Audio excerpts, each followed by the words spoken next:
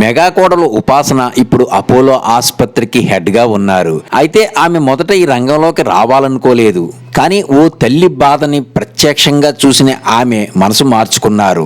ఆ వివరాలేంటో తెలుసుకుందాం. ఉపాసన మెగా కోడలుగా, రామ్ చరణ్ కి భారీగా, అపోలో ఫార్మసీ హెడ్ గా బాధ్యతలు నిర్వర్తిస్తున్నారు. ఇటీవల ఆమె రెండోసారి తల్లి అయ్యారు. మొదటి కూతురు క్లింకారాకి జన్మనివ్వగా ఇటీవల కవలలకు జన్మనిచ్చారు.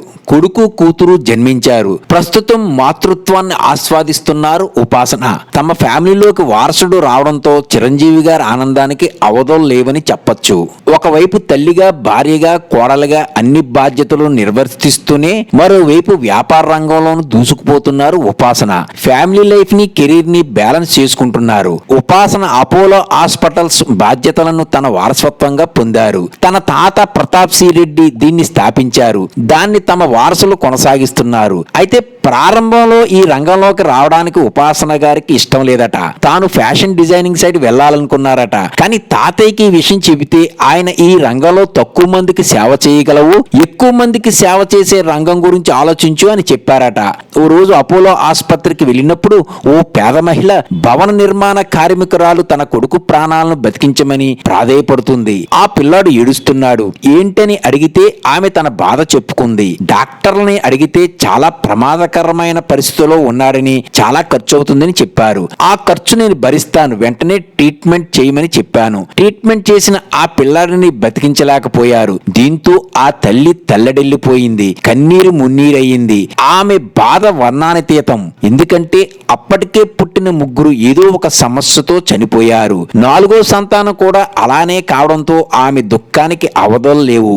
ఆ ఘటనతో చలించిపోయాను. ఆమెకు నా వంతు సాయం అందించాను. ఆ తర్వాత కొన్నాళ్ళకి ఆమె మళ్లీ గర్భం దాల్చింది. ఈసారి ఏ సమస్య లేదు, పాపాయి బతికింది. ఆ సమయంలో ఆ తల్లి ఆనందాన్ని చూసి నాకు ఎంతో సంతోషమేసింది.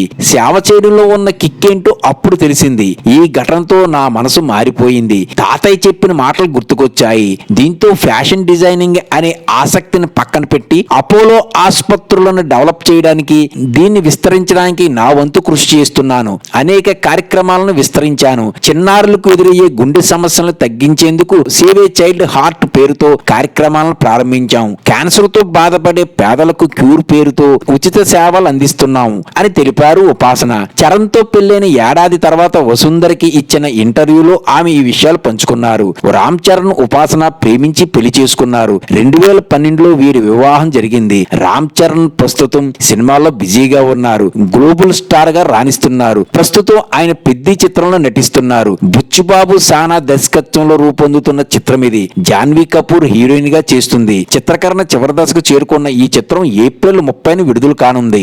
రామ్ చరణ్ గారు పెద్ద సినిమా సూపర్ హిట్ అవ్వాలని, అలాగే ఆయన శ్రీమతి ఉపాసన గారికి కూడా ఇంకా మంచి మంచి కార్యక్రమాలు చేయాలని మన మనసారా మన సినీ ప్రపంచం ద్వారా కోరుకుందాం. ఇలాంటి వీడియోల కోసం సబ్స్క్రైబ్ చేసి బెల్ ఐకాన్ నొక్కండి. నా తదుపరి వీడియో కోసం ఈ బెల్ ని ఆన్ చేయండి. ధన్యవాదాలు.